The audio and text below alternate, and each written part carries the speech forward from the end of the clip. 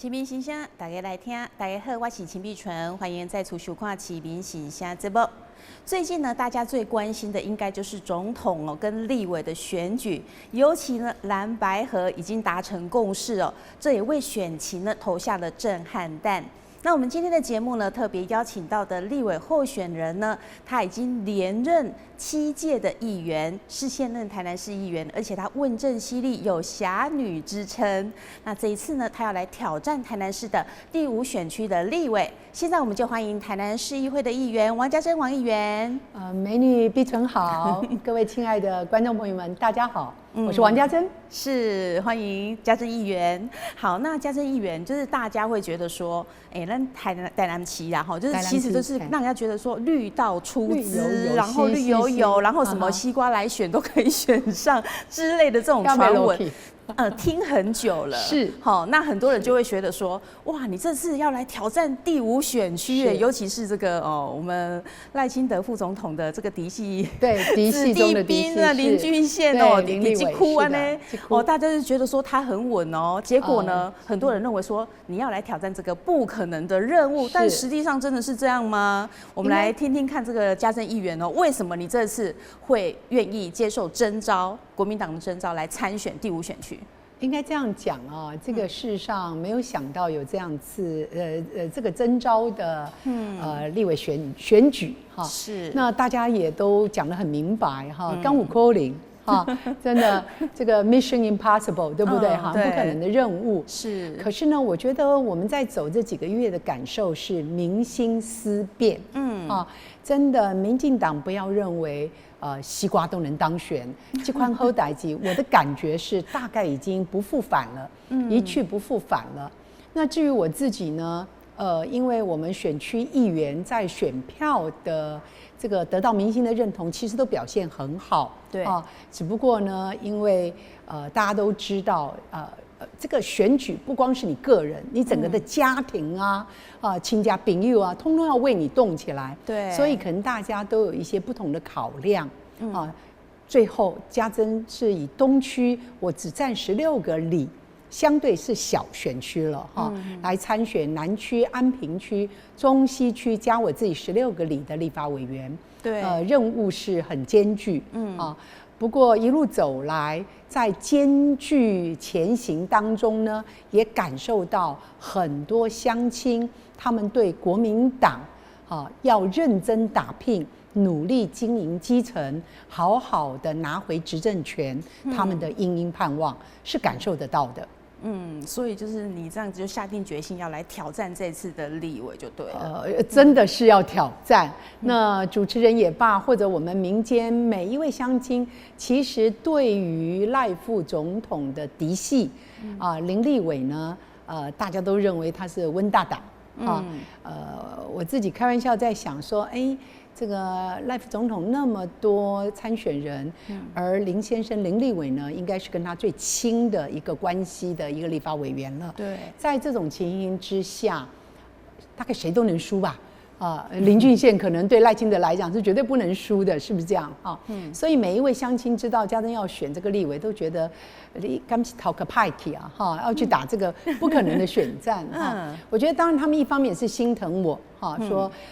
家珍真没有想到你在这样子刚选完议员，愿意再继续参选立委。我是认为有时候人生的因缘很难讲。不是我们都算得到、掌握得到的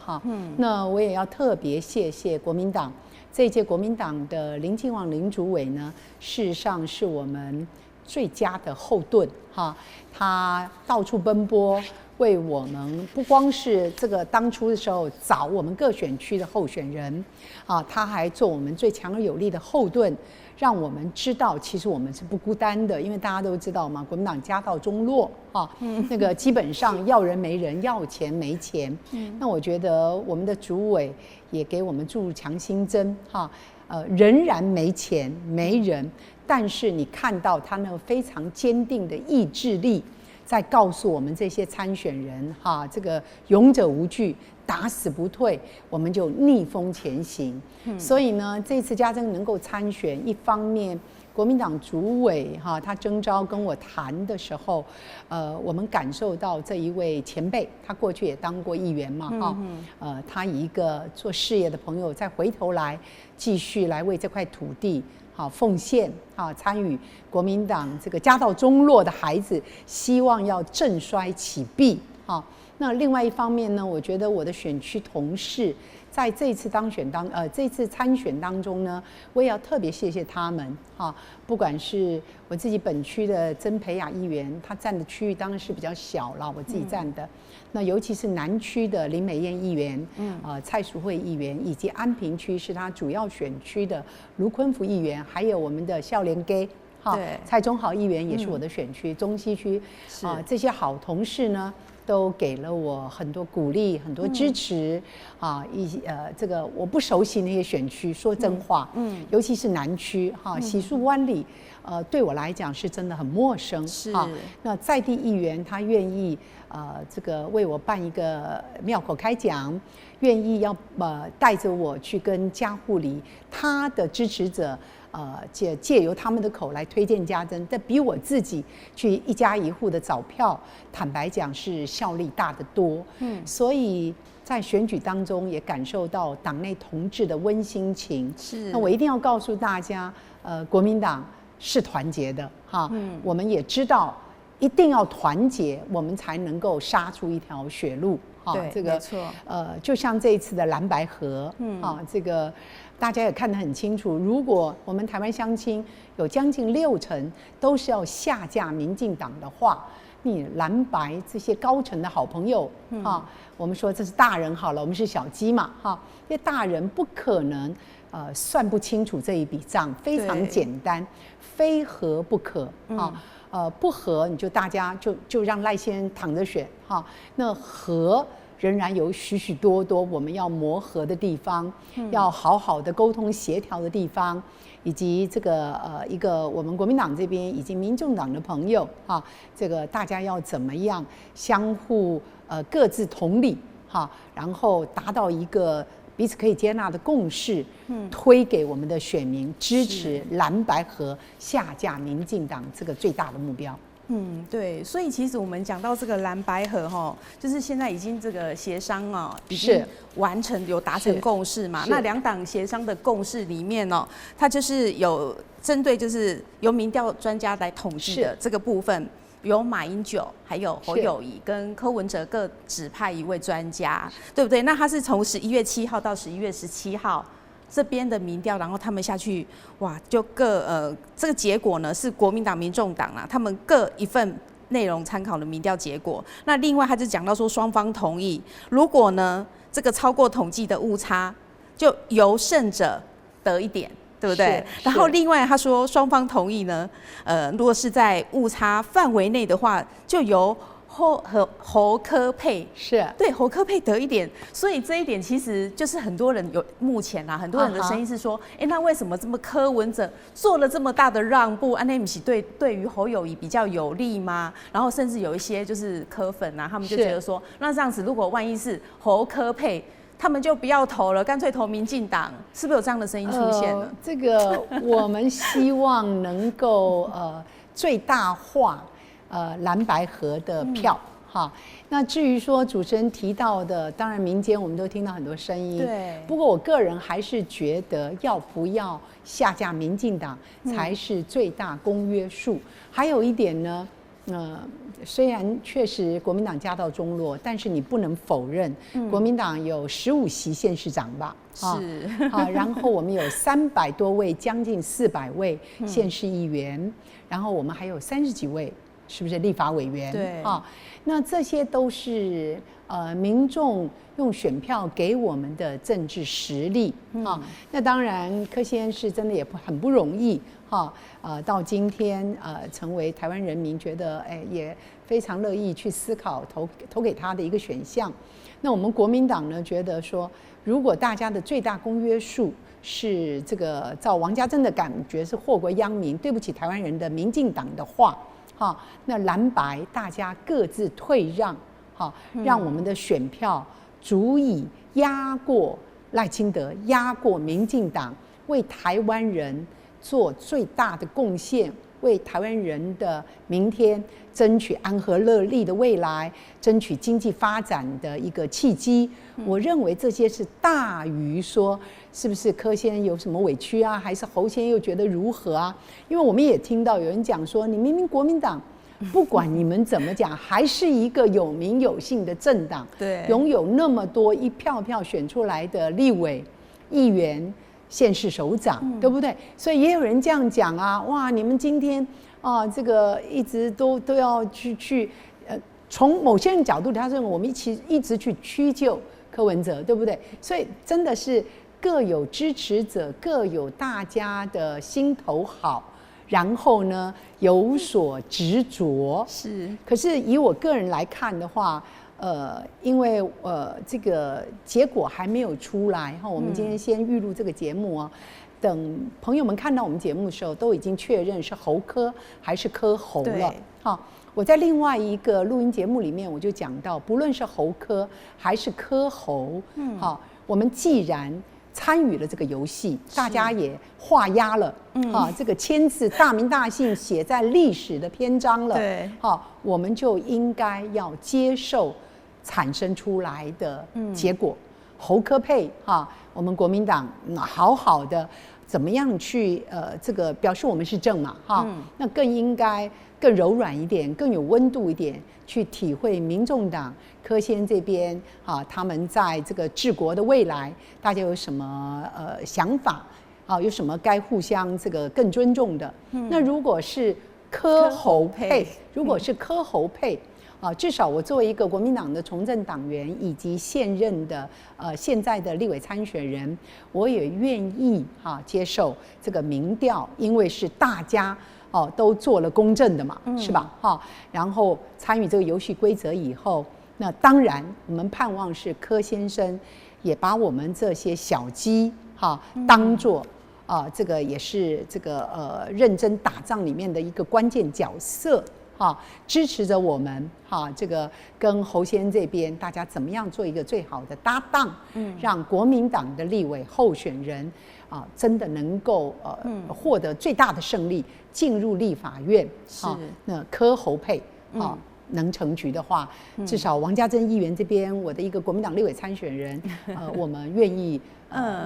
尊重这个游戏规则。是哇，所以这个蓝白合如果就是确定合成了，就是其实对你们立委的参选人也是很大的一个鼓舞，是的，对不对？是的，是的。至少到目前为止我们还是怀着一个乐观其成、正面思维来看18号礼拜六嘛，这个可能现在应该消息已经确认了，已经出来结果了。对。但是我一直说这是历史的一页。从来中华民国这民主政治史上还没有这样子的一个过程，这样子的一个处置方式那大家也是很辛苦走到今天，很不容易。那我们一直讲，你要去体会的不是这两位譬如说我们国民党或民众党谁更委屈。我们要想到的是台湾人委不委屈，我们要想到的是现在的民意所在。是将近60%的台湾乡亲要民进党下台，那我们还在各自比我比较大，你比较小，你比较小，我比较大的话，我觉得因为已经在配了嘛，对不对？今天如果我们配已经断了，已经不配了，那没有问题，我们好好的拼要赢过柯先，也要赢过民进党，对不对？对。但是我们既然已经在配了，就像我刚刚跟乡亲朋友们所报告的。最委屈的，既不是柯，也不是侯，不是国民党，不是民众党，是我们台湾乡亲希望，下架民进党，让他们能够过一些不操心坏蛋混蛋，不担心两岸有战争，要打高端还是要打什么赛诺菲，不是逼着我非打品质不好的高端，真的，那我们可以做一个民主的一个享有者嘛，对不对？所以任何结果只有一个目的，下架民进党。好，谢谢家珍议员哦。好，那我在一开始的时候说，家珍议员你在挑战不可能的任务，是。那请问你有看过《不可能任务》这一部电影吗？它好多集，对不对？对，好多集。对，这个它的重点，这2年有新的，我是没有看过了。对，但是它的重点是，抱歉哈，我们女生哈看到帅哥，对吧？哈 ，Tom Cruise 嘛，对不对？哈，那但是呢，你看到了他的情节里面。就是化不可能为可能，对啊，各种这个说白一点，那他的上天入地哈，上山下海啊，是基本上来讲，一般常人是做不到的，绝对做不到的。对，只是呢，我们中国人古话也有讲愚公移山的精神哈。那我常常用民进党的例子来给我们现在比较辛苦的国民党，我们自己人。好，或者我们的乡亲朋友在替我们这个担心的时候来做比喻啊，因为民进党当初会认为他们可以到今天吗？是吧？当初他们在这个穿草鞋的时候，哈，在那边满口这个非常的接地气的骂的时候，他们会认为。这些时间，他们就变成在庙堂之上享有荣华富贵。抱歉，也忘了他们当初对台湾人的承诺了。是，所以同样的道理，国民党，当我们选民不要我们的时候，我们不要去怪选民，我们要想的我们是哪里不足，哪里做得不好，哪里忘了初心，是不是？那当然，也许也真的是选民被民进党的话术所欺蒙了，那我们也应该有这个能力，去。戳破他的话术，让选民知道，不是西瓜都可以做政治人物的哈，不是只要是绿的你都应该投下去的，对不对？是。所以在这种情形之下，我个人是认为，不可能的任务是有可能做到的，还是有可能做到的，否则的话。就不会有过去是在野，现在能执政的民进党了嘛，对不对？同样的道理，民进党也真的不要太过这个轻敌哈。我知道的是说，譬如说本命区，大家一口一声说是赖副总统，他们参选人本命区的台南啊，真的是被他吃死了吗？因为很多场合就看到赖副总统在讲说，要拿的选票比他上一次第2届选市长的时候将近70%，对不对？还要高，超过70%。我惊掉呢，惊死人！如果这样超过70%，不好意思，我周遭的朋友里面，等于说10个至少7个以上都支持他。我认为大概比我这个不可能任务更不可能吧，更不可能了吧？哈，真的不要太认为台南人是被赖市长吃死的，我真的不这样以为。对，所以我刚才问家珍议员说有没有看过《不可能的任务》，是因为他每次的结局就是不可能的任务，对不对？结果都变成可能达成的任务，所以我们要有信心。对，所以家珍议员人家说你在挑战不可能任务，就说电影的结局就是都可能啊，都达成了。好，那为什么我们要来讲一下说你的选区哦？是，我们有去做了一下这个票数的统计。是，好，那你刚说在那些选区，你的议员朋友们，你们国民党的都非常挺你，然后他们的票数真的也是相当的高。这一次呢，我们好来看第4届议员选举的时候，第10选举区哈，就是你们东区的部分，来看一下哦。在这边哈，我们国民党里面就是曾培雅16174票，是好。那在王家珍的部分是10741票。对不对？所以你们2个加起来是26915票，占了33.15%。民进党的部分，包括蔡小薇啦、陈金忠，还有蔡旺全，他其实是落选，但是我们把他的票也算进来，民进党的票，他们是25035票。他们3个输给你们2个人的票数所以在东区，我们这样算一算，虽然不能直接这样讲，但是国民党的票比民进党的票还多了1880票。是好，那我们再来看。另外一个就是你这次第5选区里面还有包括的就是我们的安平区跟南区。好，安平区跟南区的部分哦，来我们看一下哦。安平区跟南区的部分，国民党就林美燕14427票，然后蔡淑慧呢12424票，卢坤福11040票，你们总共有37891票哎。那在民进党的部分，包括林依婷、李启维、周丽晶跟吕维印，那吕维印他是落选嘛哈，但是他算民进党的票，我们把它加进去，35436票，所以呢。国民党在安平区跟南区又赢了民进党2455票，听到这里是不是更有信心了？是，对不对？所以在南区、安平区还有东区的部分，国民党的票其实是赢民进党哎。好，那我们再来看一个这个区的话，可能就要稍微注意一下，就是因为你们这次是包括中西区，没有北区嘛，但是议员的部分第8选举区它就是2个区是一起选的哈。那这个部分虽然说我们是稍微有输给民进党，但是呢，就是包括蔡宗豪、许志春、高凯旋落选，好，但是票也有33116票，那民进党加起来他们的选票有5万多票，但是他其中就是包括陈怡贞他是北区经营的很好，对，所以这样子讲起来的话，其实呢，你们在这个部分如果看中西区，蔡宗豪就是中西区在主打嘛，那这样看起来其实。就有媒体分析啦，说你这次第5选区，包括这些东区的16个里，是，对不对？然后南区、安平区、中西区，你们的选票是胜过民进党，所以其实你说不可能的任务吗？如果这些票全部转移到你立委的选票，那其实你就是赢了，你怎么看呢？当然了，我们听到是。真的也是很开心，因为主持人的分析，我自己当然也都知道，只不过呢，我们很清楚哈，这个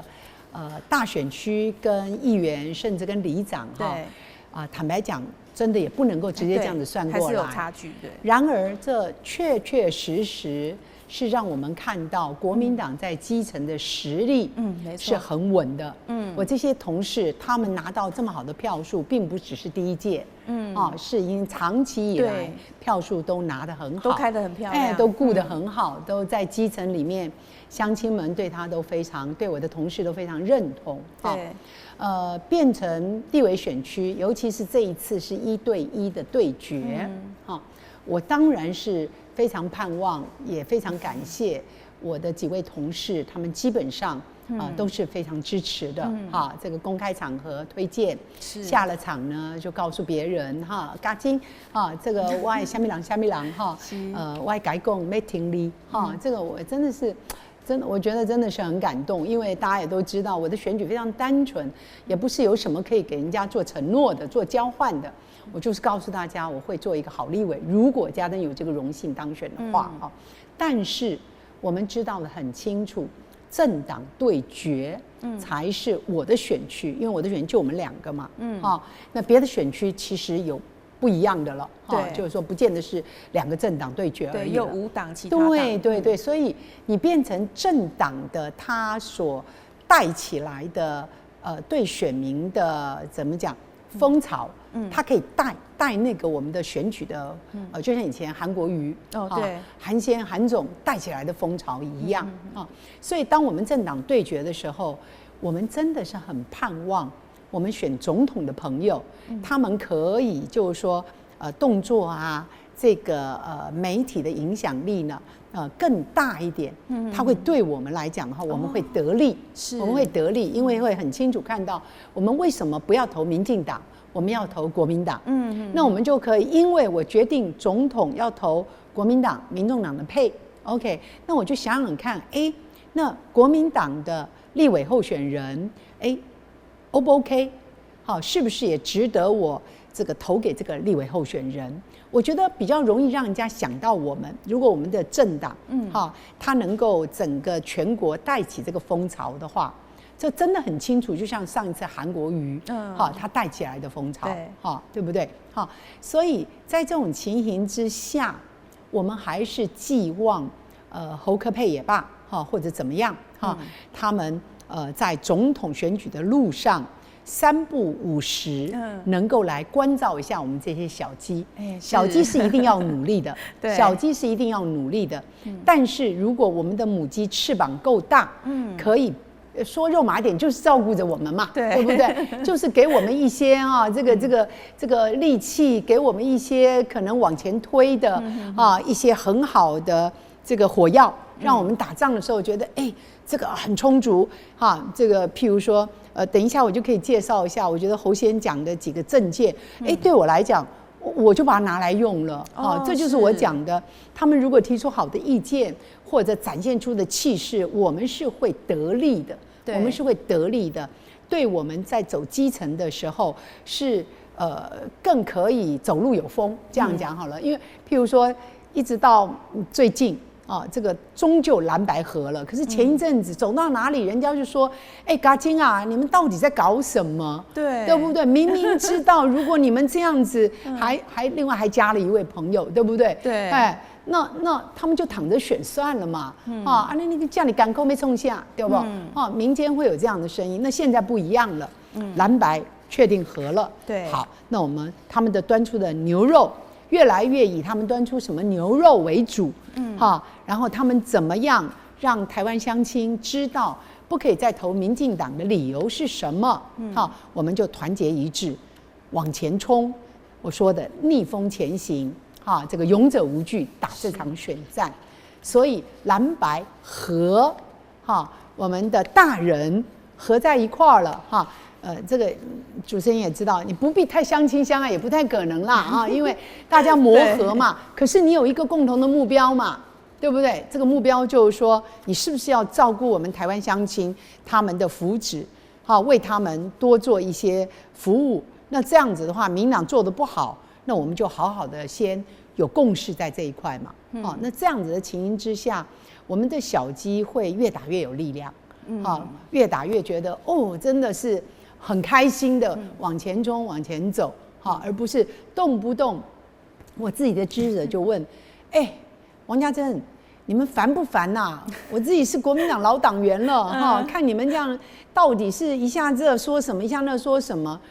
我自己个人说一句真话，我比较不喜欢。我觉得党内的事，我们党内骂也没有关系，可是尽量在对外的时候，我们应该要有一个最大的共识。那我一直在讲说，这个共识就是说，要不要下架民进党？如果要下架民进党的话，不管是怎么和，那我们都不要再节外生枝，不要再去。这边就什么这个见缝插针一下，挑拨离间一下，好好的和我们做小鸡的，好好的向前行，虾米拢唔惊。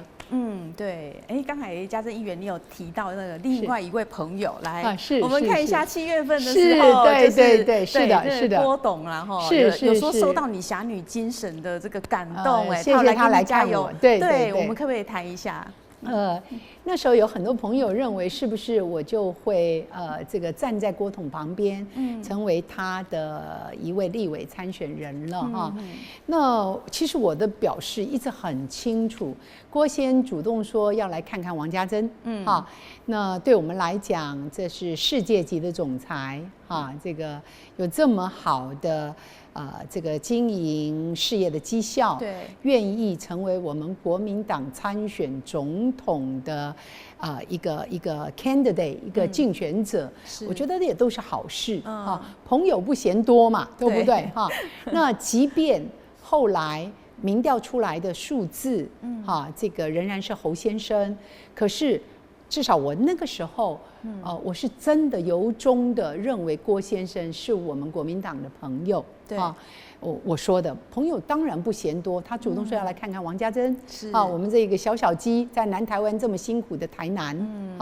那郭先愿意来看我，很感谢。那确实呢，因为他来看我在媒体方面呢，可能很多人就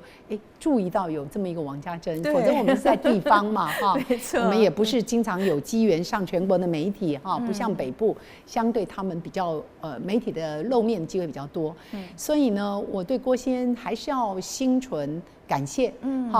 那只是在理念上，在政党我自己的一个。政党的应该怎么讲？我该有的态度上来讲，我就是国民党提名的立委候选人哈。那我尊重郭先生所做的每一步决定哈，因为这就是一个民主自由的国家嘛，对哈。那当然，我希望郭先生仍然是我们国民党的这个好朋友，支持着侯先生，大家一起下架民进党，这个是正常的嘛，对不对？我们当然希望，可是郭先生做了不同的选择哈，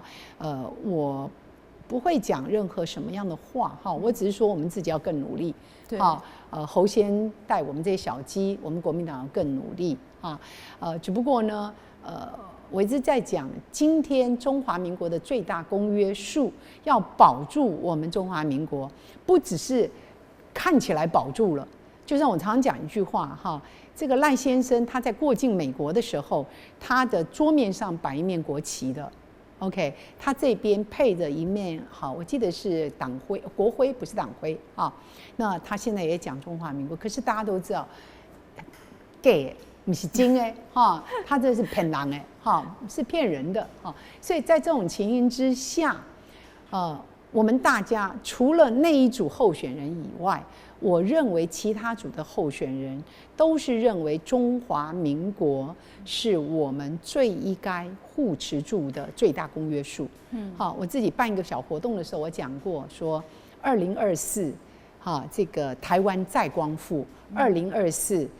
这个光复中华民国，拿回中华民国。不好意思，我看到好像柯先生他的看板也有什么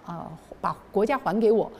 是这样几个字的看板哈。我是10月中旬的时候办的一个一个演讲会，那个时候我的主题就是说2024台湾再光复，拿回我们的中华民国。所以在这种情形之下。郭先生、柯先生以及我们的侯友宜侯市长对我我是一个非常提醒自己正面思维个性的人，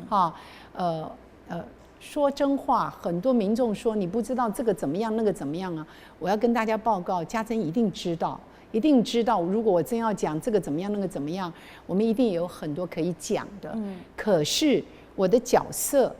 我今天所担当的责任，我只有一个信念，怎么样让我们能够一起合作，团结一心，下架民进党，那才是我们最该去追求的，而不是让我们自己人，本来是我们自己人他如果选择了可能比较不一样的路那我们就尊重。不要再刻意的就把他所谓的赶走啊，然后骂啊，怎么样？我觉得就不需要。对这个有时候如果你敬拜神明，你相信神明也有他的安排的就像走到今天，终于侯科配了，终于侯科配了，对不对？所以刚刚主持人在关心这个议题，我还是讲一样的。我一直就是国民党籍的立委参选人。当时7月的时候，郭先来看我的时候，我真的没有料到今天是郭先自己选择了对。以当时我也讲过啊，希望大家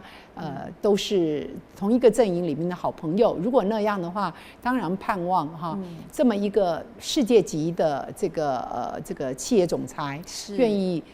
多关心一些我们这些国民党的小鸡嘛，对不对？所以我认为，当初欢迎郭先，我觉得没有问题。对，那现在呢，就是我还是讲一样的话，尊重郭总裁他所有的选择。只不过呢，我们自己当然要呼喊说，是不是还是回来我们国民党这个大家庭，大家一起就是筷子把它结紧一点。不是一只筷子很容易断嘛？一起来下架民进党保住我们的中华民国。好，那你这一次刚嘉珍议员你有谈到啊，你很多的政见其实就是国民党的政见，因为你非常认同。那我们看到这个下架贪腐、远离战争，这是可能很多民众的心声吧？来，我们来谈一下你的政见。这个下架贪腐、远离战争呢，我说过这个8字诀我绝对相信我们所有的乡亲。都是盼望能够达成的。对，主持人不知道有没有注意到，就是礼拜4，这北门又有枪击了。对，又庆忌又来了而且呢，媒体简单的讲了2、3句话，仍然是光电利益的分配不均那请教一下，这样子的贪这样子的腐败难道是国民党在执政吗？民进党执政以来就是不断的让选民投给他，选民失望再失望。我一定要借这个节目跟乡亲们提一件事，就是赖清德副总统他在林俊宪立委他们的共同竞选总部成立，永华路上总部成立的时候，赖总统参选人他说很大一句话是被媒体拿来做标题的，他是怎么说？他说黑金贪渎以及诈骗，黑金枪毒诈骗，黑金枪毒诈骗，给他做总统，他说到做到，要把它全部扫除。这句话听起来还蛮对的，当然要扫除黑金枪毒诈骗。可是我要问一下，你现在不是现任的副总统吗？你不是曾经是行政院长吗？台南市的卢渣案，不是你在做市长的时候任内就开始沸沸扬扬、诸多传言了吗？那你这个意思说，给你当总统，你才能做这些事？那现在就是很清楚，如果我来解读，表示你们做的真的很烂，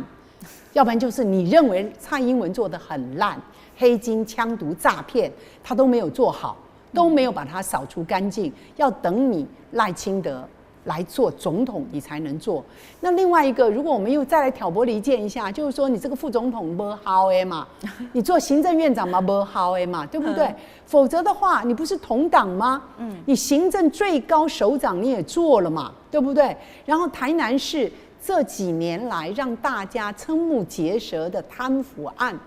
包括经发局长还在里面吧，对不对？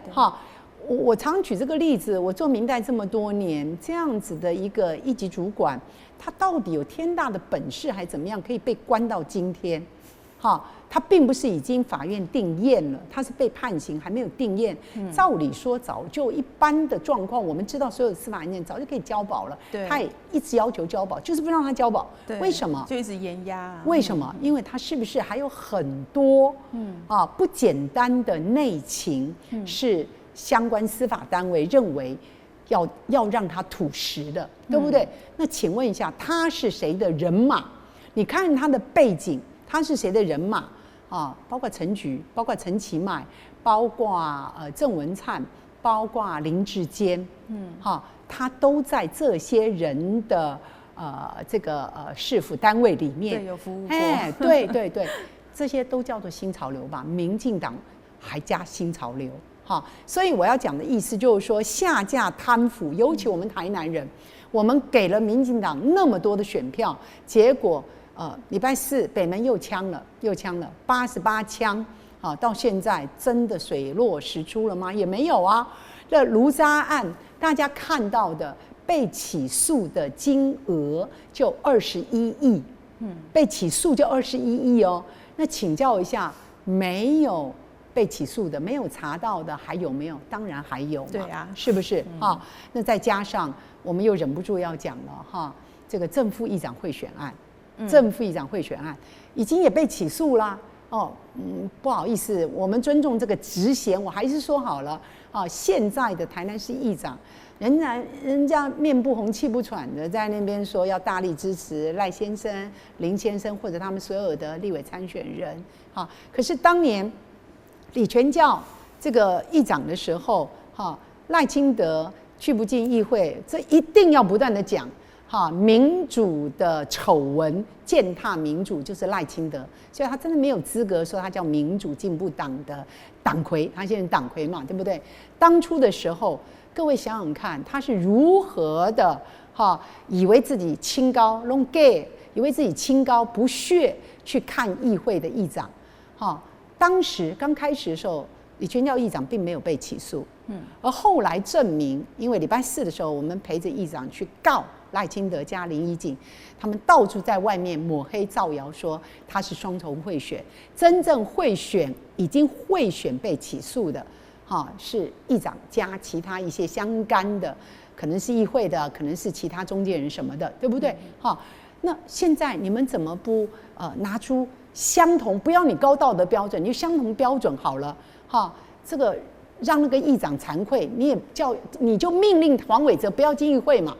对不对？你现在是党魁嘛，你就命令黄伟哲不要进议会嘛。所以我说这个政党是假到让你真的很难过，很恶心。当时监察院纠举他说你怎么可以不进议会？对，民主政治里面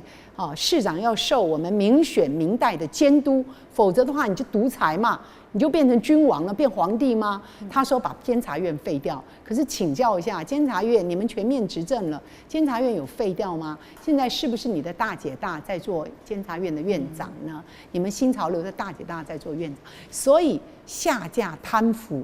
还有远离战争那最近有一个传言，听说是不是现在已经出来了就我不知道我们节目播的时候，说他的副总统候选人是萧美琴，萧小姐、萧女士那这两位，尤其是萧美琴更是独中之独，就是认真的独这个虽然我常常怀疑你们根本都是假的台独，否则你们都执政了嘛，你们就修宪法嘛，建立你们那时候一口一声跟台湾人许诺的新的国家嘛，对不对？新宪法、新国家嘛，台湾人出头天嘛，你都安尼讲的啊。不是啊，现在你讲说中华民国，你们可以接受了，可是你们也是假的接受中华民国。为什么我这样讲？就是说都是假的接受中华民国，你们没有拿过国旗，没有对国父铜像行该有的我们宪法、我们创建国家的国父铜像到现在还躺在柳营，大家也都知道的。所以在这种情形之下，我们认为如果这个赖萧配，民党赖萧配的话，对两岸关系只会是雪上加霜，雪上加霜这个战争的不稳定仍然会随时让我们台湾人睡不着觉的是。那我在议会总咨询时候，我提了上一次总咨询，不是我们台南，还好不是台南，我拿到一则新闻，拿到一个那叫做教育召集令竟然80岁的老人家接到教育召集令，这个是发错吗？接到教育召集令，还好不是我们台南市，是我们台南市，我就要认真的去问一下，是老人家是要怎样去帮你去干嘛吗？对不对？民政局长说是台北的，不是我们的，是台北的。OK， 所以我们是不是大家都盼望远离战争？所有的历史，甚至现在正在发生的，这个哈马斯跟以色列，以及这个乌克兰，这个好久了，你成就了泽连斯基嘛？你只成就了成就了一些军火贩子，赚钱赚的下叫真的是金满银满钵满坑满的，对不对？但是一般的民众呢？乌克兰要把它恢复旧观，要花多少亿美金？那光那个期间的人的伤亡、家破人亡、流离失所的痛，坦白讲，我用讲的，我有感觉，可是我的感觉绝对比不上当事人的1/1000、1/1000。对，所以难道你希望有战争吗？难道你不希望两岸好来好往？马英九时代，我们两岸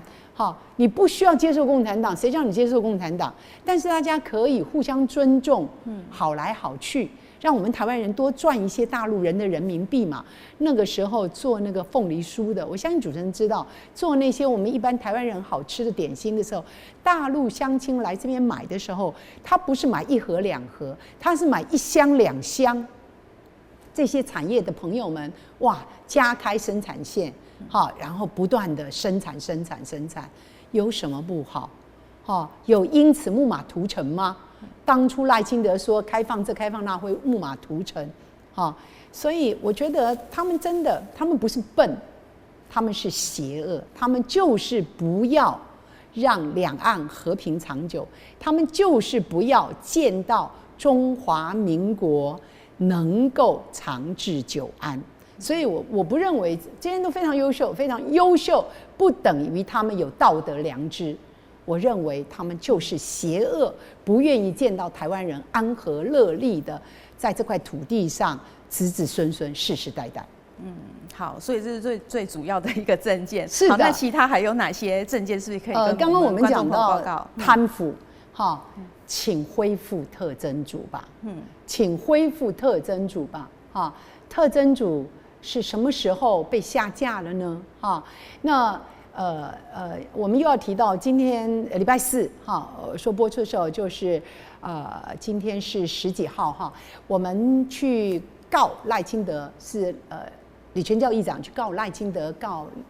那个什么我们林怡景的时候，他就举了他自己亲身碰到的司法，他认为的不公不义被政治所掌握他说到说，竟然蔡英文总统李全教议长今天早上明明白白讲蔡英文总统公开讲李全教有罪。那请教一下，如果他还没有3审定验的话，你何以能这样说他有罪？那你是不是就已经给这个司法单位下了一个指导棋了？总统说话咯，他是有罪的哦，你要办哦。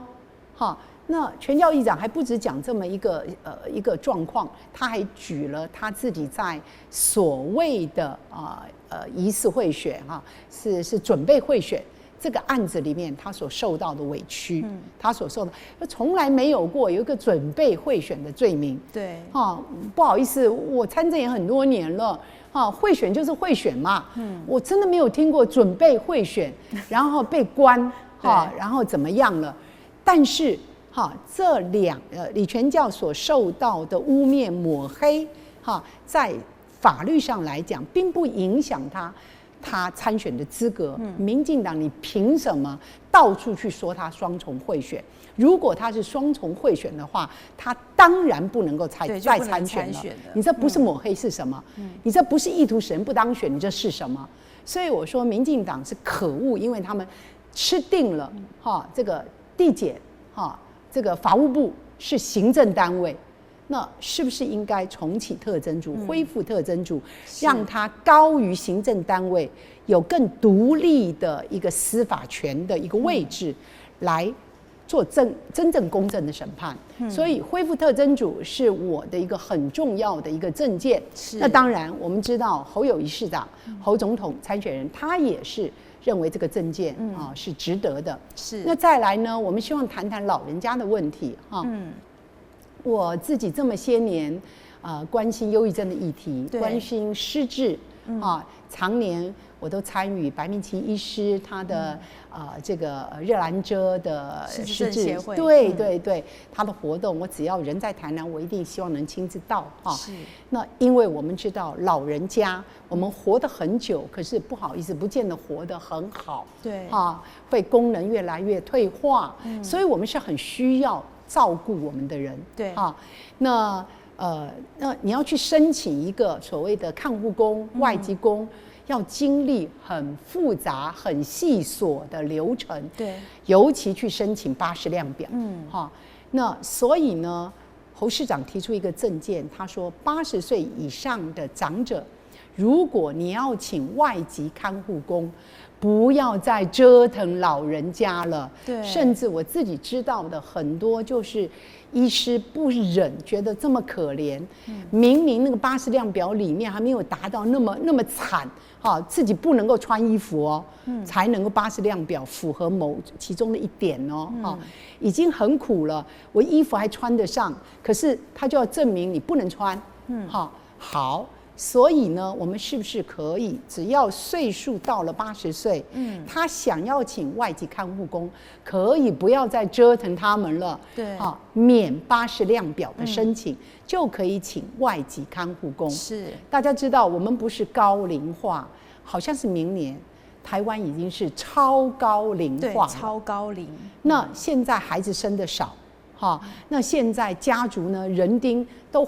散在各地，不是以前农业社会大家都在一块土地上啊，随时鸡犬相闻。现在不是，在这种情形之下，我们非常需要一个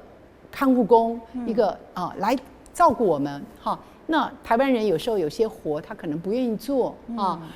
或者他担心自己专业不够，所以外籍看护工是很必要的。那侯市长的这个政见，我个人觉得很不错，因为真的台湾的长辈需要人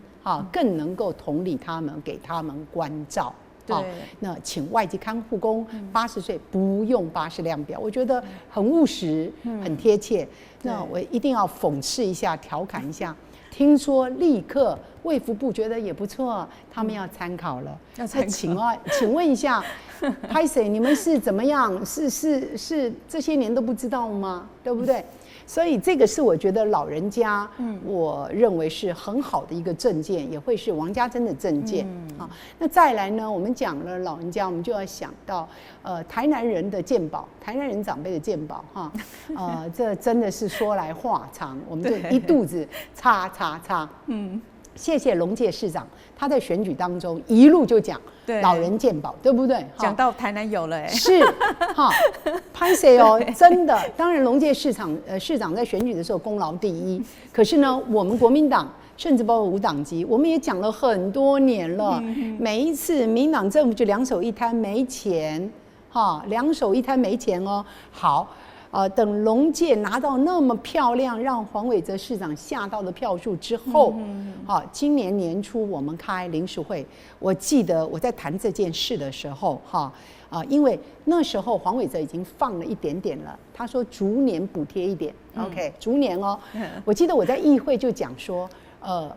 为什么不一次痛快一点就补齐？然后市长也基本上黄市长是很尊重我们啦，我要讲了，但是我们是就事论事，他就告诉我说，他说大家政党协商是说就逐年补贴啦，让事故怎么样了，没钱，他还是用这个没钱。好，我这种个性，你只要讲出道理，我都听得进去。重点是说没多久，怎么黄市长的新闻处发布这么一则天大的好消息？台南市要长者免健保了，对，这发生什么代志啊？对不？我们在议会就拿出来笑他，你现在有钱了吗？还是因为这个赖清德知道这个对不起台南乡亲的老人福利，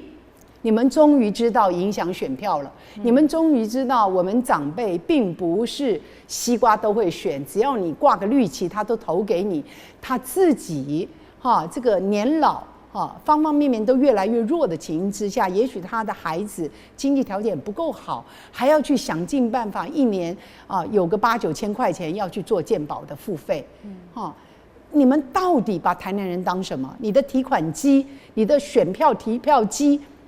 可是6都里面，为什么我们的健保福利是被骂成这样？今年才愿意让台南乡亲长辈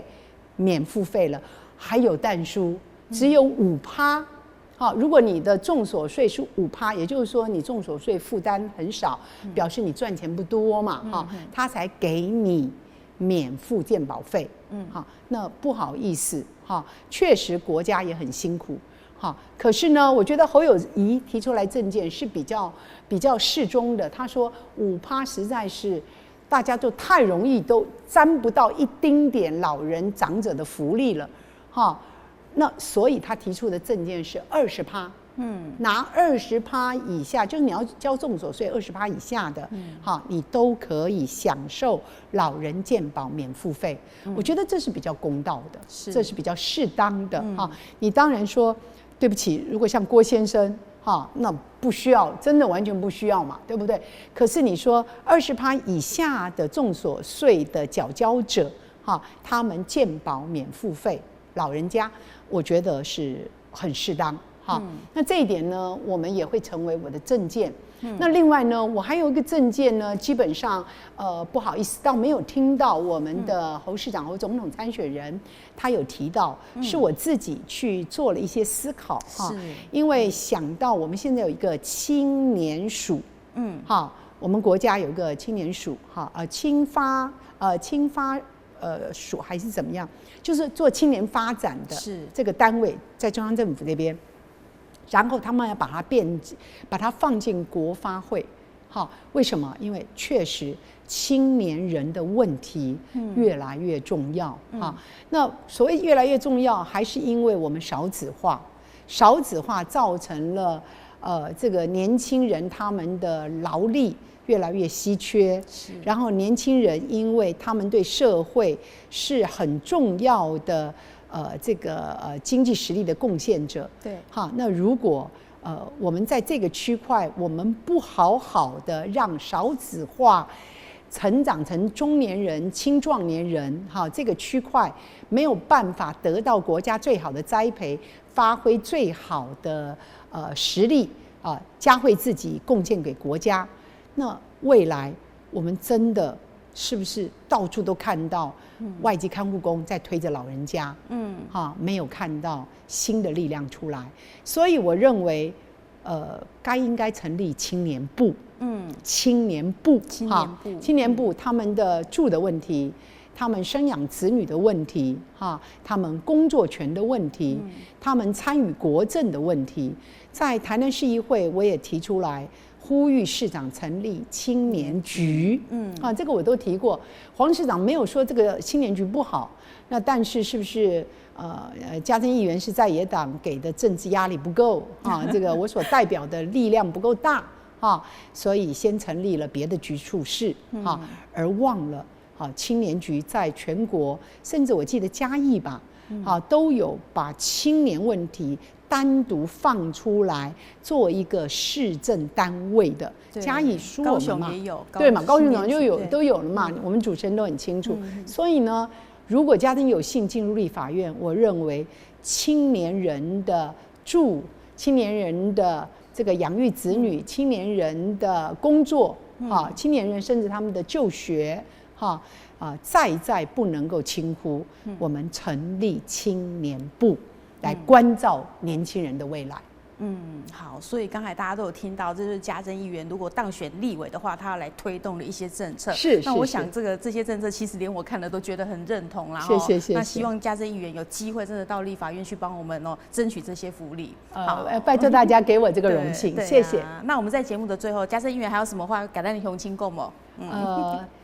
嘉珍还是要感谢包括我自己的政党以及我的好同事们，在这次选举当中给我很多鼓励。那当然更要感谢乡亲即便我常常开玩笑讲，在民间我们获致的赞虾真的也是让我很开心的，因为我是离开了我的舒适圈嘛所以在南区、安平区、中西区有些我认为大概不是我的选民朋友可是呢，你感觉到他们真的是对过去对民党希望有多大，失望就有多大。那王嘉珍是经得起检验的7届的议员了，所以呢，也感谢这些选民。我们也希望在我这个拜票过程里面，选民给我的鼓励能够化为一张张实质的选票，让台南市有这么一位当过7届议员的国民党市议员干净参选将来也会清廉从政才能够善尽监督的力量。我就会没有包袱我不会有包袱，我就可以善尽监督的力量。所以呢，真的是感谢再感谢，但是也要恳请我们所有的好朋友，如果您觉得台湾需要更清廉这个现任的政府真的有太多做的不好的地方Michael Penlocky 要拜托您支持国民党籍的王嘉珍让王嘉珍能够去替您在国会做更好的、更能够体会到您乡亲需求的建设以及服务。好，我们今天非常感谢我们连任7届议员有侠女之称的王嘉珍议员。那她这次呢，她要来参选台南市第5选区的立委那其实，在第5选区可以说是政党对决的状态。对，好，那给王嘉珍议员加油。那就是选民朋友呢，大概刚才也有听到我们王嘉珍议员他的理念，还有他的政见那大家呢，在投下选票的时候，一定要好好的思考，我们到底要的是什么样的一个立委。他能够为我们做什么事情。好，谢谢嘉贞议员加油！谢谢你到我们节目当中，祝福大家，谢谢主持人，谢谢，也谢谢感谢观众朋友的收看，咱启明时下这波底价格起到了，咱再会。